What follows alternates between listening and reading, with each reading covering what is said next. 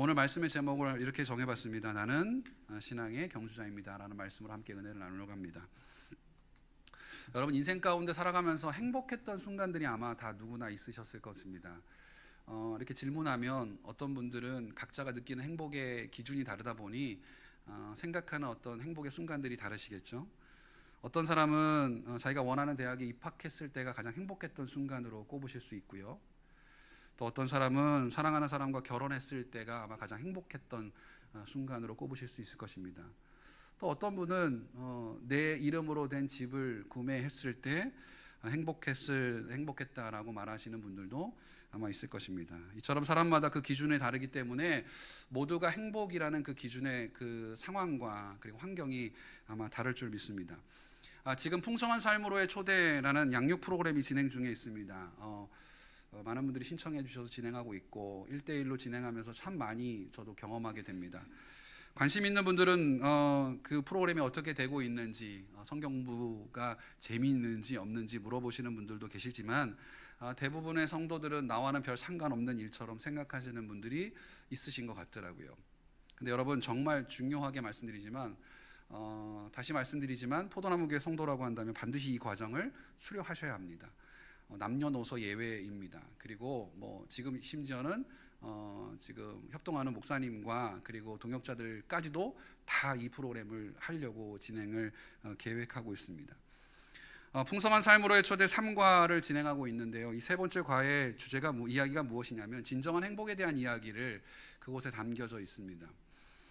지금까지 살면서 가장 행복했던 순간이 언제였는지 질문했을 때 과연 여러분들은 쉽게 그 질문에 대한 대답하실 수 있나요? 저도 이 질문을 준비하면서 과연 나는 언제가 가장 행복했을까라고 생각해 봤더니 쉽게 그 시간이 떠오르지가 않더라고요. 그 이유가 뭘까? 행복했던 순간이 없어서가 아닙니다. 아마 제가 느끼는 또 제가 생각했던 그 행복의 순간들이 여러 가지 기준들이 있다 보니까 그때그때 행복이 다르다는 생각 때문에 쉽게 선택할 수가 없었습니다. 대한민국 국민이라면 모두가 행복했던 순간이 있죠. 여러분 혹시 기억하십니까?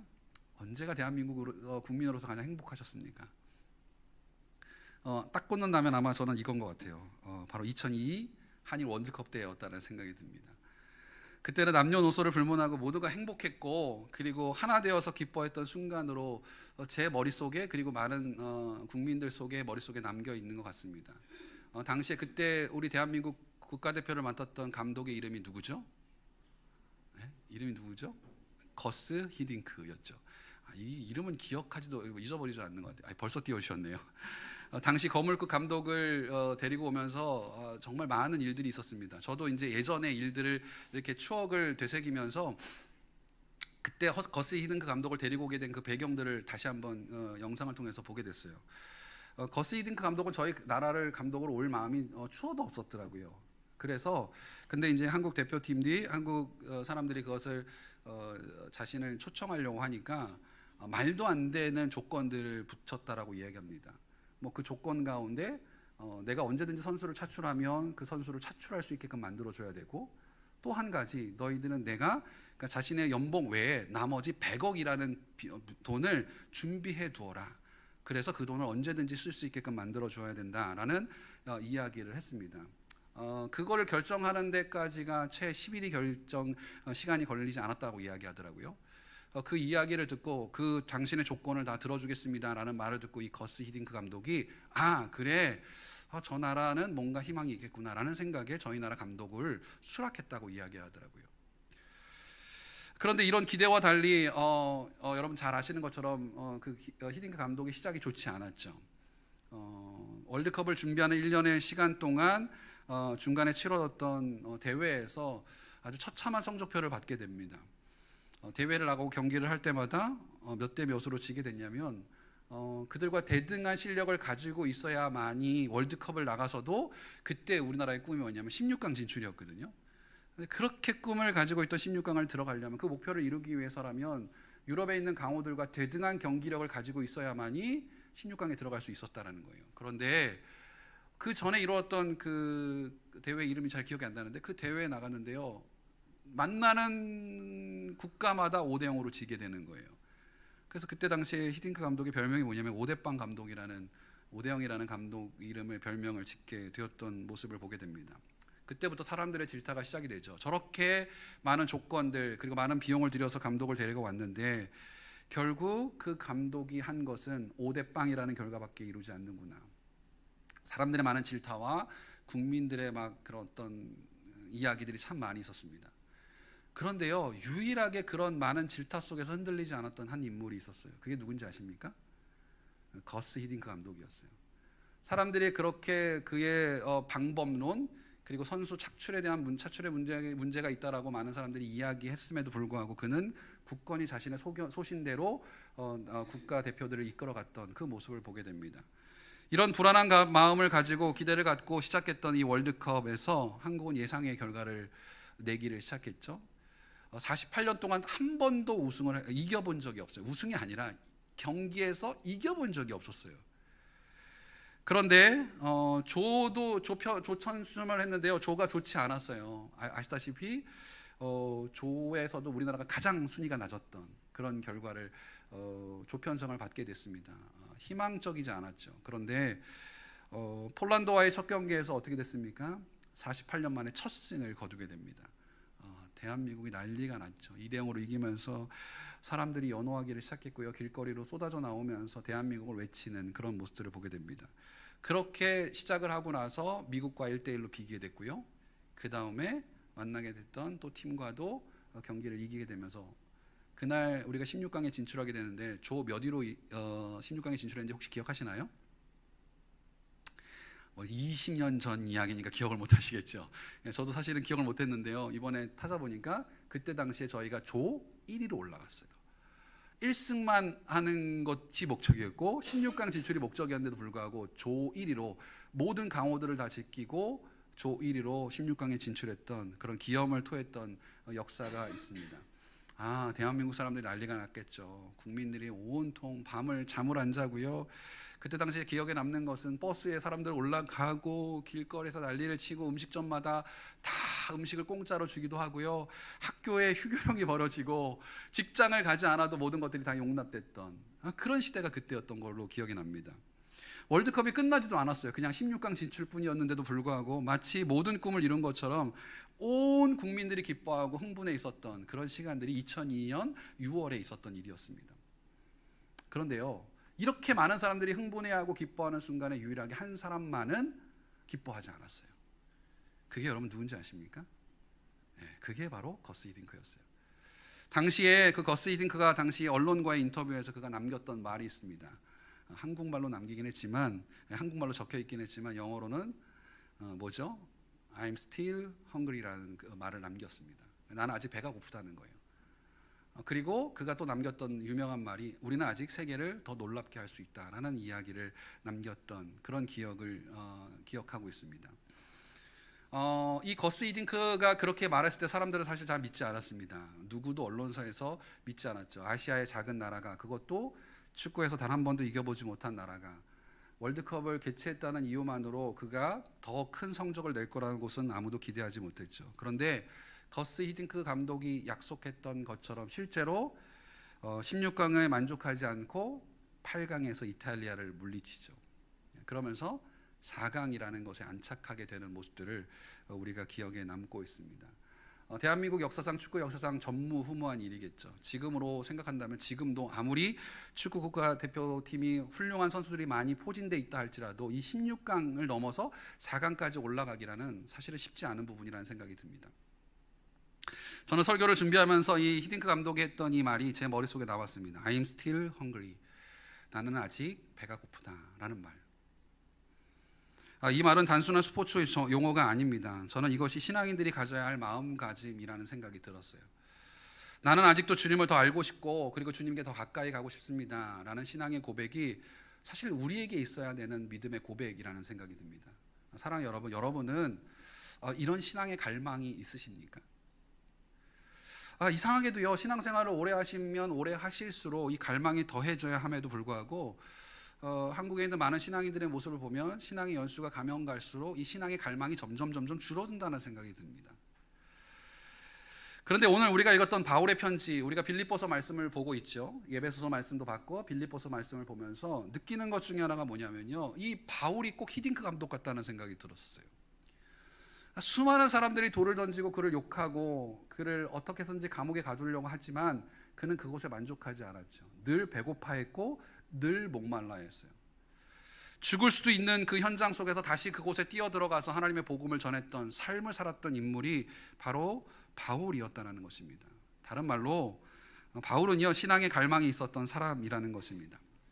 여러분, 성경에서요, 갈망했던, 하나님을 갈망했던 대표적인 인물을 꼽는다면 우리는 고민하지 않고 한 인물을 뽑을 수 있습니다. 그게 누구죠? 잘 모르시겠죠. 딱 뽑은다면 전 다윗이라는 생각이 들어요. 다윗은 자신의 인생에서 늘 여호와를 갈망했다라고 고백합니다. 그가 고백했던 유명한 시편 63편에 보면 이런 말씀을 하죠. 우리 63편 1편 말씀 다 같이 한번 읽어볼까요? 시작. 하나님이여, 주는 나의 하나님이시라. 내가 간절히 주를 찾되 물이 없어 마르고 황폐한 땅에서 내 영혼이 주를 갈망하며 내 육체가 주를 앙모하나이다. 가장 대표적인 시의 모습, 고백에 다윗을 잘 표현하는 고백이 시편 63편의 말씀이에요. 세 번역에 보니까 이렇게 나와 있습니다. 하나님, 주님은 나의 하나님입니다. 내가 주님을 애타게 찾습니다. 물기 없는 땅, 메마르고 황폐한 땅에서 내 영혼이 주님을 찾아 목이 마르고 이 몸도 주님을 애타게 그리워합니다. 다윗이 얼마나 주님을 애타게 찾고 있는지, 얼마나 갈급해하는지를 느낄 수 있는 장면입니다. 다윗은 광야에서 물이 없어 목이 마를 때에도 물을 찾지 않아요. 대부분 사람들은 어떻습니까? 목이 마르면 물을 찾게 되죠. 근데 다윗은 물을 찾는 게 아니라 누구를 찾고 있냐면 여호와를 찾고 있다라는 거예요. 사울에게 쫓기는 순간에도, 그리고 자신의 아들 압살롬에게 쫓기는 그 순간에도 그는 하나님을 원망하기보다는, 환경을 원망하기 탓하기보다는 오히려 그때일수록 더 하나님을 찾고 간절히 하나님을 바라봤던 다윗의 신앙의 모습이 시편에 잘 기록되어 있다는 것입니다. 우리는 대부분 육체에 문제가 있으면 육신의 문제로, 방법으로 그 문제를 해결하려고 합니다. 이게 당연한 어쩌면 사람의 모습이라는 생각이 듭니다. 그런데 다윗은요, 육신의 문제가 있을 때 그 문제를 육신의 방법으로 해결하지 않았다라는 거예요. 죽음의 위기의 순간에 있을 때, 광야에 목말라 있는 그런 영혼의 갈급함 속에 있을 때 그는 결코 자신의 방법으로, 자신의 힘으로 그것들을 해결하려고 하지 않는다는 것입니다.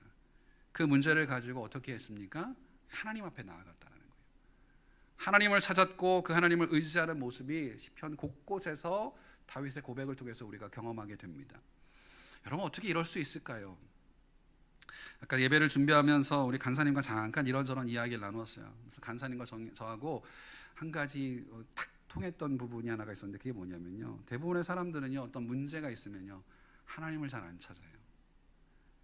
신앙인임에 있어도 불구하고 사람을 찾기보다는 어떻게 해서든지 무릎 꿇는 일이 그렇게 참 어려운 것 같아요. 자기의 자존심, 어쩌면 이게 마지막 자신의 어떤 자존감이라는 생각이 들어서 하나님 앞에 잘 무릎 꿇지 않습니다. 근데 여러분, 제가 여러분 인생 속에서 승리할 수 있는 방법인데, 그게 뭐냐면요, 하루빨리 하나님 앞에 무릎 꿇는 게 가장 승리할 수 있는 방법이라는 거예요. 하나님 앞에 무릎을 꿇는 사람은요, 세상에서 무릎 꿇는 것 정도는 그렇게 어렵지 않습니다. 근데 우리는요, 세상에서도 무릎 꿇는 걸 참 힘들어해요. 예를 들어서 직장에서 상사에게 무릎을 꿇는 것도 참 힘들어하고요. 동료 사람들에게서도 자기가 더 돋보이려고 하지, 사실은 누군가에게 섬기려고 하는 모습들이 우리 가운데 없다라는 거죠. 부모 자식 간의 모습도 마찬가지인 것 같아요. 여러분, 부모 자식에도요, 자식에게 부모가 무릎 꿇는 것이 참 어렵다라고 이야기하더라고요. 근데 사실은요, 진짜로 누군가를 사랑한다면 무릎 꿇을 수 있는 부모가 저는 가장 현명한 부모라는 생각이 듭니다. 다윗은 늘 하나님을 바라보면서 그분의 음성 듣기를 간절히 원했던 것처럼, 오늘 이 바울의 모습, 그러니까 구약에서 다윗이 하나님을 갈망했다고 한다면 저는 신약에서는요, 바울이 그런 인물이라는 생각이 들었었어요. 그 다윗이 하나님을 바라보고 하나님의 음성을 듣기를 간절히 원했던 것처럼 바울의 인생을 돌아보면 바울은 늘 예수님의 모습을 닮아가기 위해서 애썼고 노력했던 그런 인물이 바로 바울이었다는 것입니다. 그는 그래서 오늘 본문에서 이런 고백을 하고 있죠. 10절과 11절 말씀인데요. 우리 새번역 성경으로 한번 다 같이 읽어볼까요? 10절과 11절입니다. 시작. 내가 바라는 것은 그리스도를 알고 그분의 부활의 능력을 깨닫고 그분의 고난에 동참하여 그분의 죽으심을 본받는 것입니다. 그리하여 나는 어떻게 해서든지 죽은 사람들 가운데서 살아나는 부활에 이르고 싶습니다. 바울의 갈망이 뭐였어요? 바울의 갈망이 주님을 더 알기를 원한다는 거예요. 그리고 심지어는 그분과 그분의 죽음에 동참하는, 그분의 고난과 죽음에 동참하기를 원한다라고 바울이 고백하고 있다는 것입니다. 여러분, 우리는 대부분 어떻습니까? 대부분의 사람들은 살기 위해 몸부림치지 죽기 위해 몸부림치는 사람은 없을 거예요. 만약에 내가 걸어가는 길이 죽음을 위한 길이라고 한다면 아마 되도록이면 그 길을 피하려고 하겠죠. 근데 사도 바울은 달랐어요. 그것이 죽음의 길일지언정, 그것이 고난의 길일지언정 내가 주님을 닮아가기를 원한다라고 고백했던 이 바울의 갈망이 오늘 본문에 기록되어 있더라고요. 여러분, 이미 바울은 다메섹에서 예수님을 만난 후 예수님의 죽음과 부활의 소망을 가지고 살았던 인물이었습니다. 잘 알고 계시죠? 그 전에는요, 율법이 진리인 것처럼 알고 그것을 믿고 의지했었어요. 그래서 많은 사람들에게 그 율법대로 모든 사람을 정죄하고 그 사람들을 다 가뒀었죠. 그런데 예수를 만나고 난 후에 그의 인생이 완전히 달라지게 된 거예요. 그의 기준점이 완전히 달라지게 되었다는 거예요. 육신의 자랑거리를 우리가 지난주에 말씀해 본 것처럼 육신의 자랑거리를 다 뭘로 여겼다라고 얘기했죠? 배설물로 여겼다는, 오물로 여겨버렸다는 거예요. 자신이 가지고 있는 장점, 자신이 내세울 수 있는 모든 것들이 다 배설물이라는 거예요. 그러면서 오로지 하나님의 의를 위해 살기로 작정했던 인물이 바로 사도 바울이었습니다. 여러분, 그가 이런 이 삶을 살 수 있었던 이유는요, 바울은 이미 예수님을 잘 알고 있었어요. 그리고 깊이 그 주님을 만난 사람이었기 때문에 이런 결단이 그에게 있을 수 있었다는 거예요. 그래서 여러분, 예수를 만나는 게 너무나 중요해요. 여러분, 그냥 단순하게 예수를 만나는 것에 대해서 그냥 뭐 언젠가 만나겠지, 아니요, 그렇지 않아요. 신앙생활을 아무리 오래 했다 할지라도 예수를 만나지 않은 사람과 만난 사람은요, 분명히 그의 삶의 모습은 다릅니다. 그런데 오늘 말씀에서 그는 뭐라고 고백하고 있냐면 자신은 아직도 예수님을 더 알고 싶고 그분과 동행하고 싶고 그분을 본받고 싶다라고 그가 이야기하고 있다는 거예요. 저는 이것이 신앙인이 가져야 할 갈망이라는 생각이 듭니다. 대부분의 갈망을 우리는 어디다가 두고 있냐면요, 갈망의 기준이요, 세상에 두고 있어요.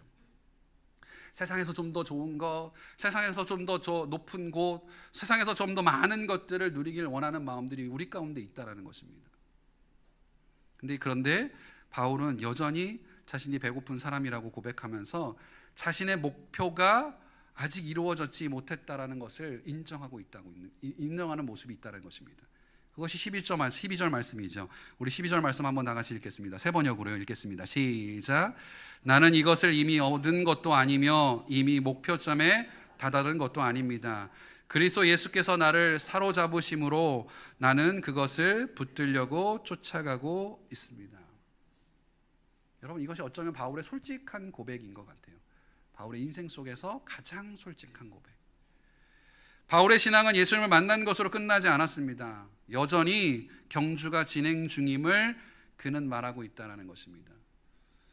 여러분, 많은 신앙인들이요, 자신은 신앙생활을 잘하고 있다라고 생각하더라고요. 어떤 설문조사에서 한국에 있는 그리스도인들에게 설문조사에서 당신은 신앙생활을 잘하고 있습니까? 라고 질문했더니 여러분, 몇 퍼센트의 사람들이 응답을 잘한다라고 응답했을까요? 적은 인원이라고 생각하시죠. 근데 대부분 70% 이상이 한국 신앙인으로 자기는 신앙생활에 잘하고 있다라고 이렇게 응답을 했더라고요. 그 모습을 보면서 참 놀라웠습니다. 심지어는요, 잘하고 있지 않은데도 불구하고요, 신앙생활을 잘하지 못하는 데는 그만한 이유가 있다라고 이야기를 하더라고요. 그 이유를 다 이야기합니다. 목사님, 제가요, 세상 일이 너무 바쁘다 보니까 신앙생활을 잘하고 싶은데 잘할 수가 없어요라고 얘기하더라고요. 또 어떤 분은 그러더라고요. 목사님 잘 모르시죠? 세상살이가 얼마나 먹고 사는 게 힘든지 아십니까? 밖에서 일하는 게 얼마나 목사님 힘든지 아십니까? 세상에서 먹고 살다 보니 신앙생활을 못하는 것은, 잘 못하는 건 어쩌면 목사님 당연합니다 라고 이야기하더라고요. 저는 그분들에게 꼭 질문하고 싶어요. 정말 어쩔 수 없을까요? 정말 기도할 수 있는 시간이 없어서 기도를 못하는 걸까요? 아니면 정말 신앙생활을 할 수 없는 여러분의 환경 때문에 여러분의 신앙을 잘 못 지키는 걸까요? 신과의 인터뷰라는 작자 이상의 글이 있습니다. 우연치 않게 제가 그 글을 보게 됐는데요. 그 글에 보면 어느 날 한 청년이 신에게 이런 질문을 던집니다. 인간에게서 가장 놀라운 점이 있다면 무엇이라고 생각하십니까? 라고 신에게 질문했더니 그 신이 이렇게 대답을 했습니다. 어린 시절이 지루하다고 서둘러 어른이 되는 것, 그리고는 다시 어린 시절로 되돌아가기를 갈망하는 것. 돈을 벌기 위해 건강을 잃어버리는 것, 그리고는 건강을 되찾기 위해 돈을 다 잃어버리는 것. 미래를 염려하느라 현재를 놓쳐버리는 것, 그리하여 결국 현재에도 미래에도 살지 못하는 것. 결코 죽지 않을 것처럼 사는 것, 그리고는 결코 살아본 적이 없는 듯 무의미하게 죽는 것. 여러분, 이 말이 참 어려울 수 있겠지만요, 이걸 정리해 본다면 저는 그렇게 정리할 수 있다고 생각이 듭니다. 목적지가 없이 살아가는 사람은 그저 눈앞에 보이는 현실에만 충실되게 살아간다는 거예요. 그렇게 하루하루 최선을 다하지만 정작 중요한 것을 놓쳐버리고 살아갈 때가 너무나 많이 있다는 것입니다. 이런 사람들은요, 다른 사람들이 좋다고 하면 그냥 그 길을 따라갑니다. 그러다가 어느 순간 더 좋은 것이 나타났다고 한다면 또 우르르 그쪽으로 몰려가는, 그저 목적지 없이 목표 없이 살아가는 인생의 삶이 어쩌면 우리의 삶의 모습일 수 있다라는 거예요. 이처럼 살기는 살아도 어디를 향해 가는지 모른 채 살아가는 사람들은요, 우리 삶과 시대 가운데 너무 많다는 생각이 듭니다. 여러분 한번 주변에 보세요. 아니, 여러분 스스로에게 한번 질문해 보세요. 여러분 지금 무엇을 위해 살아가고 계십니까? 그런데 사도 바울의 모습은 좀 달랐던 것 같아요. 지금까지의 삶은 잊어버린 채 앞으로 자신이 달려갈 표대를 향하여 달려간다라고 그가 고백하죠. 오늘 본문 13절과 14절 말씀인데요, 우리 세 번역으로 한번 다 같이 읽겠습니다. 시작. 형제 자매 여러분, 나는 아직 그것을 붙들었다고 생각하지 않습니다. 내가 하는 일은 오직 한 가지입니다. 뒤에 있는 것은 잊어버리고 앞에 있는 것을 향하여 몸을 내밀면서 그리스도 예수 안에서 하나님께서 위로부터 부르신 그 부르심의 상을 받으려고 목표점을 바라보고 달려가고 있습니다. 바울은 단순한 열심을 이야기하는 게 아니에요. 그냥 열심히 살아라, 최선을 다해 살아라 라고 말하는 게 아니에요. 바울은 분명한 목표가 있어야 된다라고 이야기하면서 그것은 바로 예수 그리스도와 부활에 함께 동참하는 삶이다라고 이야기하고 있어요. 요즘 대한민국의 스포츠가 대단한 기적과 이적을 많이 일으키더라고요. 제가 예전에 육상을 좀 해서 그런지 대한민국 육상이 참 뒤떨어지거든요. 많이 뒤떨어집니다. 뭐 국제 경기만이 아니라 아시아 경기에 나가도요, 대한민국은 메달 따기가 참 힘든 그런 약점을 좀 가지고 있습니다. 예전에 88년도였나요? 아시안 게임에서 라면 먹고 금메달 땄던, 기억하시죠? 저 위에 분들은 다 기억하실 거라고 생각이 듭니다. 임춘혜 선수가 금메달 땄던 이후로 대한민국의 육상에서 사실은 메달을 기대하기는 참 어려웠습니다. 근데 이번에 아시아 경기에서 세계 경기에서 우리나라가 금메달을 땄어요. 별로 안 기쁘신 것 같은데요. 저만 기쁜 것 같은데 제가 그거 보면서 감동이 밀려오더라고요. 남자 계주 선수들이 금메달을 따는 모습을 보면서 야, 대단하다는 생각이 들었어요. 남자 계주만 그런 게 아니에요. 여자 선수도 마지막 몇백 미터를 남기고 추월해서, 중국 선수를 추월해서 금메달을 땄어요. 제가 그 모습을 보면서 감격이 막 대단하다, 역시. 근데 특별히 그 여자 그 경기를 보면서요, 제가 감동을 얻었던 게 있어요. 그거 보면서 제가 깨달은 것이 하나 있어요. 그 중국 선수가 처음부터 끝까지 계속 1등을 했거든요. 처음부터 끝까지 계속 1등을 했어요. 그러니까 마지막 이제 정말 피니시 라인이 얼마 남지 않은 상황에서 아마 중국 해설진들도 그랬고요, 이 중국 선수도 스스로가 아마 자기가 금메달을 딸 거라고 생각하고 있었을 거예요. 그래서 페이스 조절에 좀 실패했던 것 같아요. 근데 그냥 목표점이 바로 자기 앞에 있으니까 그것을 놓고 좀 방심했던 거겠죠. 그러자 어느 순간 몇 미터를 남겨놓지 않고 한국 선수가 뒤에서 치고 나와서 금메달을 따게 됐어요. 그 모습을 보면서 하나 깨달은 게 있어요. 그게 뭐죠? 제가 자주 하는 말 중에 하나가 있어요. 끝날 때까지 끝난 게 아니다. 끝날 때까지 끝난 게 아니다. 저는 저와 여러분들이 바울처럼 그런 삶을 좀 살아갈 수 있었으면 참 좋겠다는 생각이 들어요. 여러분 이미 그런 삶을 살고 계신 분이라고 한다면 마지막까지 끝난 게 아니라고 생각하시면서 그 삶을 끝까지 살아낼 수 있었으면 좋겠습니다. 바울은 예수를 믿기 전에는 세상에서 성공하는 것이 목표였던 사람이었어요. 그러나 예수 믿고 난 후에는 예수님과 함께 부활에 동참하는 삶을 살아내는 것이 그의 목표가 된 것입니다. 단지 열심히 사는 것이 중요하지 않았어요. 단지 열심히 산다고 여러분 다시 한번 말씀드리면 열심히 교회 나오고 열심히 신앙생활 한다고 해서 그 믿음이 성장하지 않습니다. 주일날 예배 빠지지 않고 헌금생활 열심히 한다고 여러분 신앙이 성장하느냐? 그렇지 않아요. 올바른 방향과 주님을 향한 갈망이 있을 때만이 우리가 달려가는 신앙의 경주가 의미 있다라는 것입니다. 바울은 빌립보 교회 성도들에게 자신도 아직 달려가고 있는 경주자라고 말하면서 너희들도 함께 경주자로 살아가자라고 오늘 본문에서 요청하고 있다는 것입니다. 오늘 그것이 15절 16절이에요. 우리 15절 16절 우리 세 번역으로 한번 읽어볼까요? 15절 15절 읽겠습니다. 시작. 그러므로 누구든지 성숙한 사람은 이와 같이 생각하십시오. 여러분이 무엇인가를 달리 생각하면 하나님께서는 그것도 여러분에게 드러내실 것입니다. 어쨌든 우리가 어느 단계에 도달했든지 그 단계에 맞추어서 행합시다. 사랑하는 여러분, 우리는 여전히 달려야 할 신앙의 경주가 있습니다. 어쩌면 저와 여러분들은요, 이 땅에 태어나는 순간 달리기를 시작한 거예요. 여러분들이 원하든 원하지 않든 간에. 신앙의 경주에서 중요한 것은요, 방향과 목표입니다. 먼저 우리가 지금 달려가고 있는 신앙의 방향과 표대가 어떤지를 점검해 볼 필요가 분명히 있다는 거예요. 무슨 일을 하든지 그 일을 통해 예수님을 알아가는 것이 우리의 삶의 목표가 되어야 된다는 거예요. 그리고 우리의 신앙의 경주에서 해설자가 아니라 여러분 우리는 선수라는 사실을 꼭 기억하실 수 있었으면 좋겠어요. 제가 말씀을 준비하는 이 말을 꼭 하고 싶더라고요. 여러분은요 해설자가 아니에요. 여러분 선수예요. 근데 많은 신앙인들이요 자기가 해설자나 감독인 것처럼 생각하는 경우들이 많아요. 다른 사람의 신앙을 평가하거나 해설하다 보면 정작 자신은 그 경기에 뒤처질 수밖에 없다는 거예요. 여러분 선수라면요 자신의 경주에 방해되는 요소가 있다면 그것을 과감히 버릴 수 있어야 돼요. 그 지난주 말씀에 제가 설교했던 내용을 기억하시나요?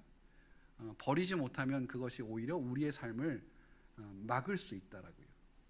경기를 하는 데 있어서 선수가 잘하는 데 있어서요 그것이 방해가 되는 요소가 있다면 선수는 그것을 과감히 끊어버릴 수 있어야 된다는 거예요. 선수들은요 여러분 국가대표 선수들은 연애하는 걸 금지하잖아요. 왜 금지 안 됩니까? 그것에 빠지면 선수가 그 경기에 집중할 수 없기 때문이라는 거예요. 선수라면 자신의 경주에 방해되는 요소가 있다면 그것을 과감히 버릴 수 있어야 되는데 그것이 과거의 영광이든 내가 예전에 그런 삶을 살았지 내가 예전에 이런 인물이었어 내가 어떤 사람인지 알아? 이건 중요하지 않아요. 예전에 내가 도전했는데 그것이 실패했어. 그러니까 도전하는 것이 두려워. 여러분 그 실패의 기억들조차도 여러분 과감히 버릴 수 있어야 된다는 거예요. 때로는 세상의 유혹과 욕망들이 우리를 방해한다 할지라도 그 모든 것들을 과감하게 버리고 오로지 살아계신 하나님만 바라보고 집중하며 달려갈 수 있는 것이 바람의 믿음의 경주자에게 있어서 가장 중요한 결단이라는 거예요. 여기다 한 가지 더 중요한 것이 있습니다. 여러분 신앙의 경주에서 한 번에 무엇인가를 이룰 수 있다라는 착각을 버리셔야 된다는 거예요. 아까도 제가 얘기했죠. 2002년 한일 월드컵을 다시 한번 이야기하면 그렇죠. 히딩크 감독이 왔다고 해서 우리 선수들이 그 경기를 갑자기 좋아질 수 있습니까? 그렇지 않겠죠. 우리 선수들이 그렇게 좋아졌던 그 결과는 히딩크 감독 때문이 아니었었어요. 감독의 전술을 통해서 끊임없이 체력 단련을 하고 전술 훈련을 하고 그들이 잘할 수 있다라는 어떤 그런 것들을 훈련을 통해서 그들이 나는 할 수 있어. 그래 우리도 아시아이지만 변방에 있지만 그럼에도 우리 축구가 유럽과 대등하게 싸울 수 있어라는 자신감이 그들에게 생기자 월드컵에 나가서 그들이 이길 수 있었다라는 거예요. 여러분 신앙의 경주는요 오랜 시간과 훈련과 노력이 필요합니다. 한 걸음 한 걸음 주님을 바라보며 달려가다 보면 언젠가 우리는 목표점에 도달하게 된다는 것입니다. 그래서 사도 바울이 오늘 본문에서 뭐라고 얘기하냐면 16절에서 이렇게 이야기하고 있어요. 어쨌든 우리가 어느 단계에 도달했든지 그 단계에 맞추어서 행합시다. 지금 내 신앙이 어떤 단계에 있든지 간에 괜찮습니다. 내 실력이, 내 수준이 어느 단계에 있든지 간에 그건 중요하지 않아요. 아유, 목사님, 내가 교회는 오래 다녔지만 성경을 잘 몰라요. 괜찮아요. 아유, 목사님, 내가 주일은 열심히 참여했지만요, 아직 내가 결단이 부족해요. 괜찮아요. 과거의 어떤 삶이 중요한 것이 아니라 앞으로 내가 어떤 삶을 살기를 원하는 결단이 우리 가운데 너무나 필요하다는 거예요. 그런데 이 결단이 우리에게 너무 약하다는 거예요. 왠지 그런 결단을 하면은요, 손해볼 것처럼 보이고, 왠지 그렇게 살면 세상에서 뒤처지는 것처럼 생각하는 사람들이 우리 신앙인들 가운데 있다라는 거예요. 근데 여러분, 한번 그렇게 살아보세요. 한번 그렇게 갈망해 보세요. 사랑하는 여러분, 여러분의 신앙은 신앙의 해설자가 아니라 하나님께 부름받은 경주자라는 사실을 반드시 기억해야 합니다. 제가 예전에 육상 선수를 했거든요. 육상 선수를 하는데요, 감독님 때로는요 정말 무리한 요구들을 할 때가 있었어요. 남자 선수가 있고 여자 선수가 있잖아요. 그런데 늘 이 감독님은요, 그 여자 선수들도 되게 달리기를 잘했거든요. 근데 항상 남자들에게 훈련을 시킬 때 어떻게 하냐면 10m 뒤에서 뛰라고 하고 여자 선수들보다 빨리 들어가라고 했어요. 그러지 못하면 운동장을 몇 바퀴씩 돌게끔 그렇게 했던 기억이 있습니다. 근데 그 선수들 가운데 그걸 이겨내는 선수가 어떤 선수냐면요, 자꾸만 뒤에 모습, 어떤 환경을 바라보면서 불평하고 원망하는 사람은요 결코 이길 수 없습니다. 저도 그 선수 중에 하나였어요. 제가 늘 불평했어요. 아니, 감독님은 너무하지. 저 여자 선수하고 저 여자애랑 나랑 달리기 차이가 그래봤자 얼마 차이도 안 나는데 10m면 엄청나잖아요. 100m 가운데 10m를 어떻게 이겨? 이건 너무 학대야 라고 하면서 불평했거든요. 그렇게 불평하고 나니까요 한 번도 이긴 적이 없었어요. 근데 어느 날 감독님에게 제가 이야기했어요. 제가 또 성격이 있잖아요. 그래서 감독님이 얘기했죠. 아니, 이건 좀 너무 불합리한 것 같습니다. 그랬더니 감독님이 저에게 코치를 해주셨어요. 뭐라냐면, 여자 선수를 보지 말고 목표점을 바라보고 뛰어봐 라는 이야기 하셨어요. 이해가 안 됐죠. 근데 그 다음 경기에서 제가 제 앞에 있는 10m에 있는 여자 선수를 바라본 게 아니라요, 제가 들어야 할 골인 지점을 바라봤어요. 그리고 달리기를 했어요. 어떻게 됐을까요? 이겼어요. 한 번도 이긴 적이 없던 그 여자 선수를요, 제가 제 시선이 바뀌자마자 그 경기에서 제가 이기게 됐어요. 여러분, 우리 인생도 마찬가지예요. 우리의 목적이, 우리의 시선은요, 예수님을 바라볼 수 있었으면 참 좋겠어요. 하나님 나라를 바라보고 하나님을 향한 우리의 믿음의 결단이 있고 그곳만 바라보고 우리의 시선이 옮겨지지 않으면요, 세상에 어떤 문제가 있고 어떤 환경이 있고 어떤 장애물이 있다 할지라도요, 우리는 흔들리지 않을 수 있어요. 왜요? 우리는 흔들리지 않는 예수님을 바라보고 있기 때문에. 그런데 자꾸만 우리의 시선이요, 문제가 있을 때마다 그 시선이 자꾸만 옮겨지게 돼요. 문제의 시선이 옮겨지게 되고, 내 옆에 있는 어떤 나를 문제를 일으키는 어떤 사람에게 시선이 옮겨지게 되고, 물질의 시선이 옮겨지게 되고, 다른 사람들이 어떤 보여지는 그런 권력에 눈이 어두워지다 보니 자꾸만 우리는 불평하게 되고 원망하게 되고 지쳐서 쓰러지게 된다는 거예요. 사랑하는 여러분, 저와 여러분은요, 예수님을 향해 달려가는 믿음의 경주자들입니다. 그렇다고 한다면 우리는요, 세상을 바라볼 의미가 아무것도 없어요. 그리고 놀라운 사실 하나 알려드릴까요? 오늘 본문에 보면 우리는 상을 받기 위해 달려간다라고 얘기하잖아요. 대부분 세상에서는 어떤 사람들이 상을 받습니까? 경기에서 우승한 사람만 상을 받습니다. 제가 며칠 전에 TV 프로그램을 봤는데요, 그 TV 프로그램에서 그냥 우연히 보게 됐는데 그 TV를 하더라고요. 3등과 2등이 왜 있는 줄 아느냐 라는 이야기를 하더라고요. 여러분, 3등과 2등이 왜 있는지 저는 몰랐거든요. 근데 그 드라마에서 했던 그 배우가 그런 얘기 하더라고요. 1등을 빛나게 하기 위해서 3등과 2등이 존재한대요. 제가 그 얘기를 듣고 막 웃었어요. 세상에서는 그럴 수 있겠죠. 그런데요, 여러분, 하나님 나라의 경주는요, 믿음의 경주는요, 어떤 사람들이 상 받는지 아십니까? 1등이요? 2등이요? 믿음, 하나님은 연약한 자를 돌보시니까 꼴등을 상 받습니까? 그렇지 않습니다. 어떤 사람이 상을 받냐면요, 끝까지 포기하지 않고 경기를 마친 자에게 상을 주신다라고 얘기하고 있어요. 사랑하는 성도 여러분, 저와 여러분들이요, 느려도 상관없어요. 빠르다고 자만할 필요도 없어요. 내가 누구보다 더 많은 것들을 알고 있다고 그것이 중요하지 않아요. 때로는 우리의 연약함을 통해서 하나님을 바라보고 천천히 간다 할지라도 우리의 목적지를 향해서 우리는 그 방향만 옮겨지지 않고 우리의 시선만 옮겨지지 않으면요, 아무 문제가 되지 않아요. 오늘 사도 바울이 빌립보 교회 성도들에게 너희들이 가는 그 길 속에서, 내가 가는 그 신앙의 여정 속에서 내가 믿음의 경주를 끝까지 마치는 것처럼 너희들도 이런 믿음의 경주를 해나갈 수 있었으면 좋겠다라고 권면하고 있는 거예요. 사랑하는 성도 여러분, 저와 여러분들도 그런 믿음의 경주를 끝까지 완주할 수 있었으면 좋겠습니다. 습관처럼 신앙생활을 흘러가듯이 두지 마시고 날마다 신앙의 갈망을 가지고 마지막 예수님과 함께 우리 모두가 부활의 상을 받는 믿음의 경주자들이 될 수 있었으면 좋겠어요. 그러려면요, 여러분 갈망이 있어야 돼요. 그냥 가만히 있으면요, 우리의 마음이 어떻습니까? 여러분 가만히 있으면요, 자꾸만 우리 가운데 뭐 어떤 생각이 들어요? 잡생각이 들어요. 그렇잖아요. 자꾸만 내가 하나님을 똑바로 보려고 해도 여러분 결단해 보세요. 목사도요, 가만히 있으면요, 자꾸만 잡생각이 들어요. 그럴 때마다 어떻게 하는지 아십니까? 기도해요. 그럴 때마다 성경을 붙들어요. 그러면 다시 하나님을 바라보게 돼요. 우리 안에 그런 믿음의 갈망과 그런 열정이 다시 한번 우리 가운데 불탈 수 있는 그런 믿음의 삶을 살아갈 수 있는 저와 여러분 되시기를 주님의 이름으로 축복합니다. 우리 말씀을 생각하면서 함께 찬양하기를 원합니다. 우리 나는 믿네라는 찬양 함께 찬양할까요?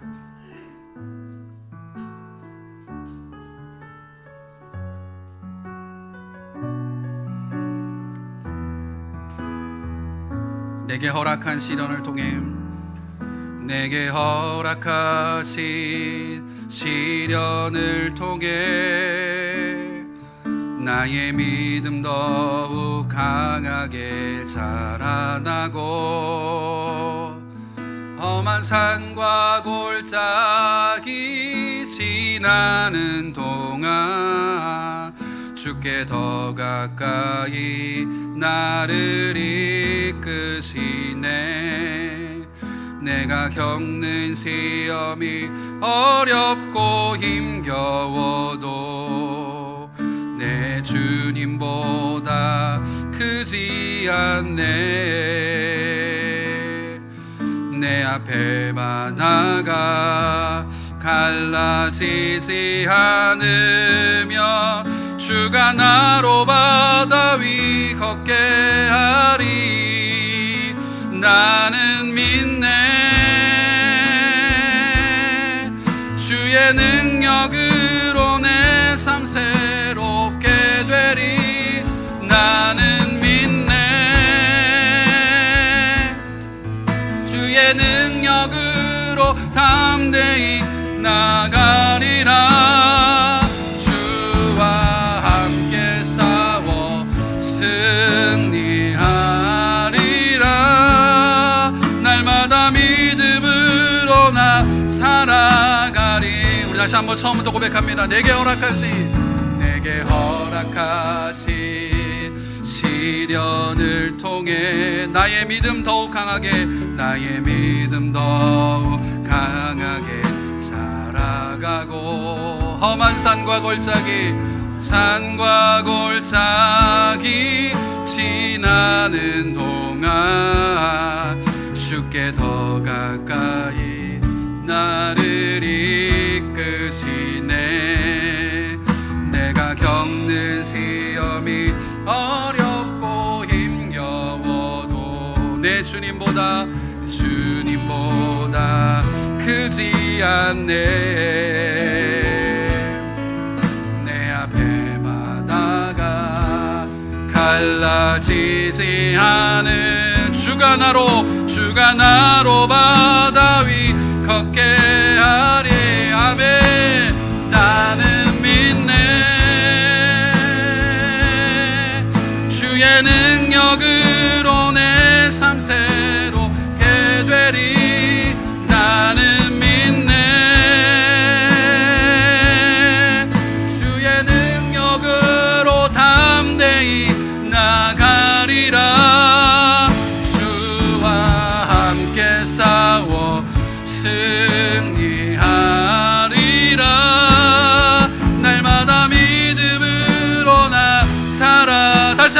나는 믿네. 나는 믿네. 주의 능력으로 내 삶 새롭게 되리. 나는 믿네. 주의 능력으로 담대히 나가리라. 아멘. 주와 함께 싸워 승리하리라. 날마다 믿음으로 나 살아가리. 아멘. 이제 한번 기도할까요?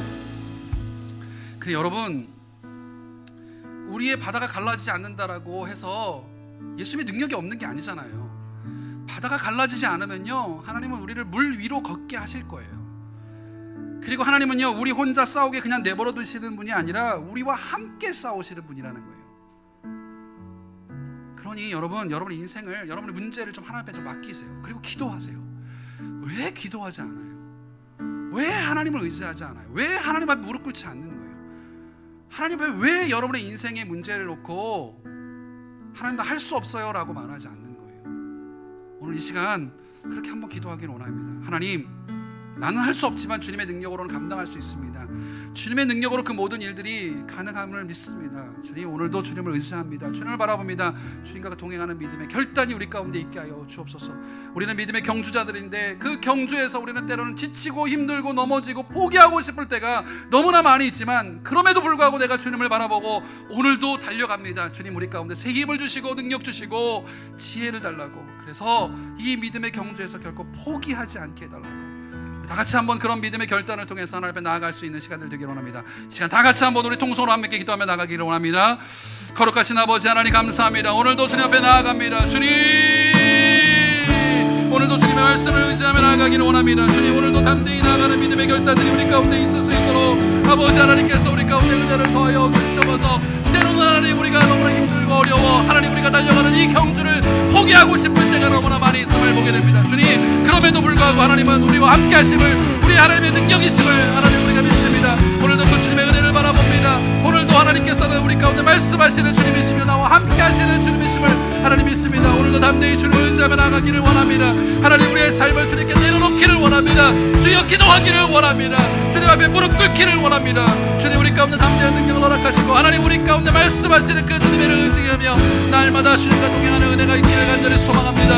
하나님, 우리 가운데 주님을 더 알아가는 그런 믿음의 갈망이 있게 하여 주시옵소서. 하나님을 더 주님과 가까이 가고자 하는 하나님 믿음의 갈망이 우리 가운데 나타날 수 있도록 아버지 하나님께서 인도하시고 축복하여 주시옵소서. 오늘도 간절히 주님 앞에 부르짖습니다.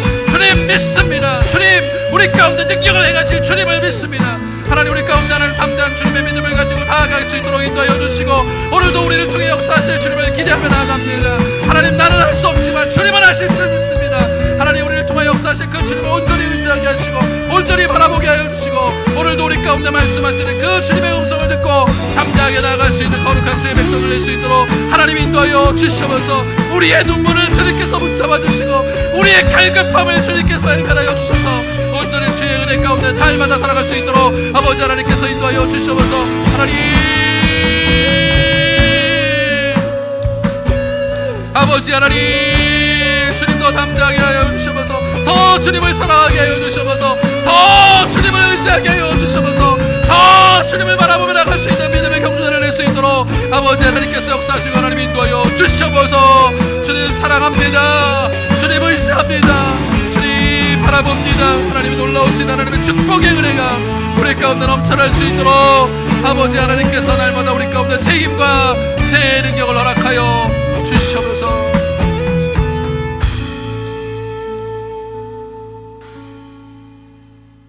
하나님, 한치 앞을 모르는 어리석은 우리의 인간의 모습을 깨닫게 됩니다. 그럼에도 불구하고 우리가 무엇인가 할 수 있는 것처럼 내가 할 수 있다라는 그런 어리석은 믿음을 가지고 살아갈 때가 참 많이 있습니다. 오늘 이 시간 말씀을 통해 우리가 깨닫게 됩니다. 우리는 믿음의 경주자임을, 우리의 기도의 경주가 언제 끝날지 모르지만 하나님의 그 경주 가운데 끝까지 포기하지 않고 이 믿음의 경주를 마치는 우리 모든 성도들 될 수 있도록 인도하여 주옵소서. 그러기 위해서 우리가 주님을 더 갈망하기를 소망합니다.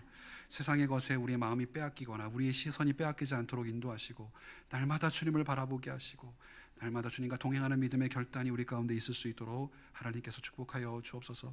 눈앞에 보이는 현실이 너무나 답답합니다. 막막합니다. 하지만 하나님, 그 주님은, 우리가 믿고 있는 주님은 그 문제보다 더 크신 주님이심을 믿습니다. 오늘도 그 주님을 바라보며 우리의 모든 문제를 다 주님 앞에 내려놓고 기도함으로 나아갈 수 있는 우리 모든 성도들 될 수 있도록 인도하여 주옵소서. 오늘도 우리의 삶 속에서 주님의 행하실 능력들을 기대합니다. 오늘도 그런 마음으로 한 주간의 삶 가운데 승리하게 하여 주시고, 믿음의 감사의 제목들이 우리 삶 가운데 날마다 넘쳐나는 은혜를 경험하는 우리 모든 성도들 될 수 있도록 인도하여 주옵소서. 오늘도 주님 앞에 나올 때 빈손 오지 않고 주일 헌금과 11조 예물과 감사 예물, 이 모양 저 모양의 예물 앞에 드렸습니다. 부족함 가운데 있지만, 연약함 가운데 있지만, 그럼에도 주님의 것임을 고백하며, 또한 주님이 나의 주인심을 고백하며 드린 이 예물, 하나님께서 귀하게 받아주시고 그들의 삶을 책임져 주시고, 하나님 어려움 속에서도 주님 앞에 드렸던 이 손길을 하나님 정말로 하나님께서 축복하여 주셔서 그 인생 가운데 하나님의 놀라운 기적을 경험하는 은혜를 경험하게 인도하여 주옵소서. 오늘도 드리고 싶은 여러 가지 여건과 형편 속에서 드리지 못한 삶도 있습니다. 그들을 불쌍히 여기시고 그들의 마음 가운데 결단을 주셔서 하나님 앞에 모든 걸 맡길 때 하나님이 행하실 수 있는 그런 은혜들을 경험할 수 있는 우리 모든 성도를 될 수 있도록 인도하여 주시옵소서.